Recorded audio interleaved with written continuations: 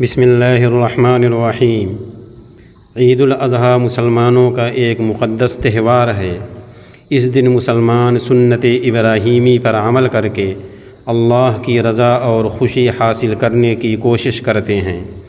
اس لیے اس بابرکت دن کی شروعات نبی کریم صلی اللہ علیہ وسلم کی سنت سے ہونی چاہیے اور اختتام بھی آپ صلی اللہ علیہ وسلم کی سنت کے مطابق ہونا چاہیے، تاکہ اس مقدس اور برکت والے دن کی تمام برکتوں کو حاصل کیا جا سکے۔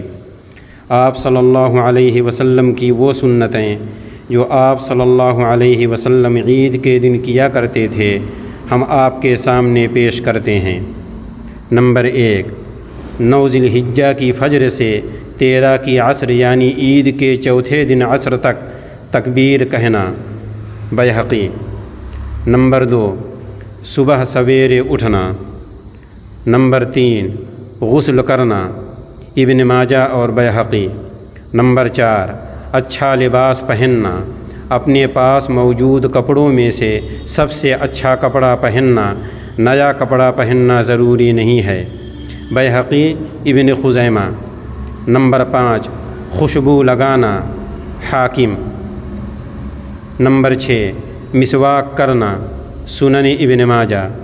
نمبر 7، عید الاضحیٰ سے پہلے کچھ نہ کھانا، ترمذی، ابن ماجہ۔ نمبر 8، عیدگاہ جلدی جانا۔ نمبر 9، عیدگاہ میں عید کی نماز ادا کرنا، بخاری۔ نمبر 10، عید کی نماز کے لیے عیدگاہ جانا، بخاری شریف۔ نمبر 11، عیدگاہ پیدل جانا، ترمذی، ابن ماجہ۔ نمبر 12، اپنے رشتہ داروں اور دوست و احباب کے ساتھ عیدگاہ جانا، ابن خزیمہ۔ نمبر 13، گھر سے عیدگاہ جانے تک اونچی آواز سے اللہ اکبر اللہ اکبر، لا الہ الا اللہ واللہ اکبر اللہ اکبر وللہ الحمد کہنا، بیہقی، مصنف ابن ابی شیبہ۔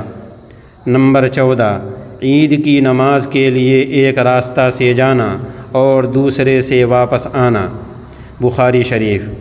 نمبر 15، عید کی نماز کے بعد قربانی کرنا، بخاری شریف۔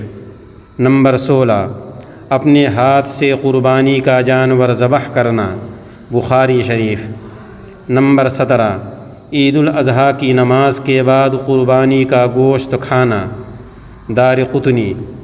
نمبر 18، عید کی نماز میں امام پہلی رکعت میں سبح اسم ربک الاعلی اور دوسری رکعت میں حل اتاک حدیث الغاشیہ پڑھے، مسلم شریف۔ نمبر 19، عید الاضحیٰ کی رات یعنی عید کے دن سے پہلے والی رات میں جاگنا اور عبادت کرنا، ابن ماجہ۔ نمبر 20، عید کی مبارکباد ان الفاظ میں دینا، تقبل اللہ منا ومنکم، اللہ تعالی ہماری طرف سے اور آپ لوگوں کی طرف سے قبول فرمائے۔